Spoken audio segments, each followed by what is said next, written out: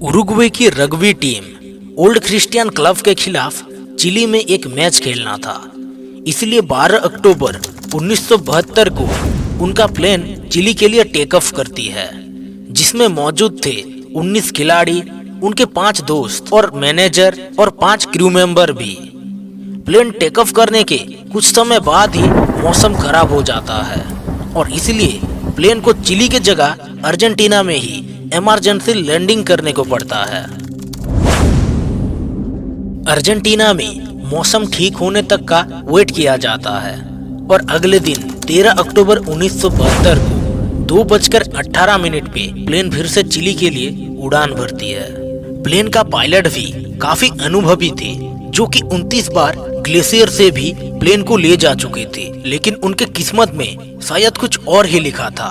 उस दिन मौसम तो खराब था, ऊपर से प्लेन को पायलट की जगह को पायलट चला रहे थे, जो कि उतना अनुभवी नहीं थे। और तभी एंडीज पर्वत से प्लेन टकरा के क्रैश हो जाती है।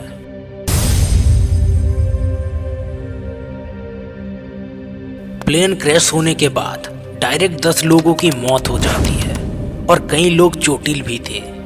ऊपर से एंडीज पर्वत का बर्फबारी और -डिग्री से भी नीचे का तापमान, इसीलिए अगले दिन और 5 लोगों का डेथ हो जाता है। अब बचे थे बस 30 लोग, जो कि मौत और भूख से जूझ रहे थे। सुनसान इलाका, कितना दूर और कहां पे एक बस्ती हो सकता है, उन्हें कुछ मालूम नहीं था। ऊपर से खाना भी खत्म हो चुका था।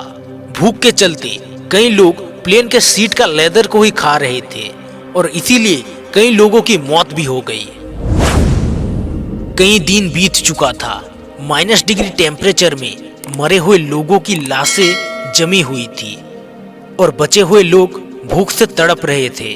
तभी उनमें से एक व्यक्ति उठ के आता है और अपने दोस्त की लाशों से एक मांस का टुकड़ा काट के खा जाता है, क्योंकि इसके अलावा उनके पास और कोई रास्ता ही नहीं बचा था, क्योंकि उनके पास कोई भी खाने की चीज ही नहीं थी। इसके बाद सभी लोग समझौता करते हैं कि जो भी मरेगा हम उसे मिलके खाएंगे।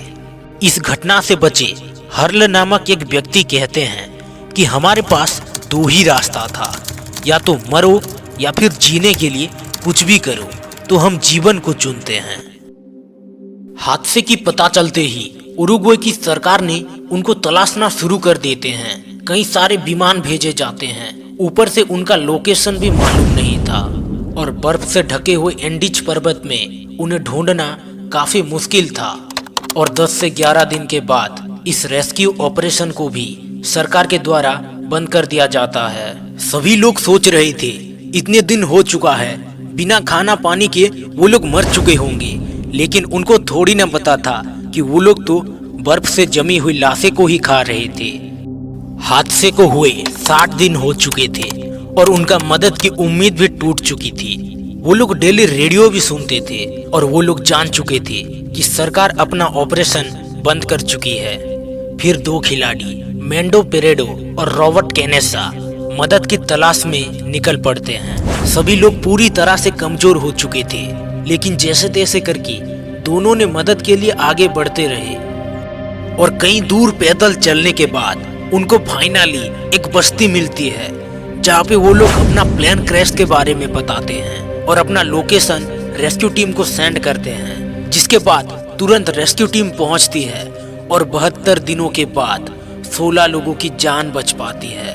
और ये सब मुमकिन हुआ सिर्फ इस दोनों बहादुर खिलाड़ियों के वजह से।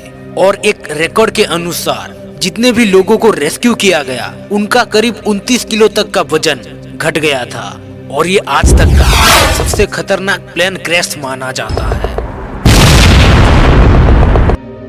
तो आज के लिए इतना ही।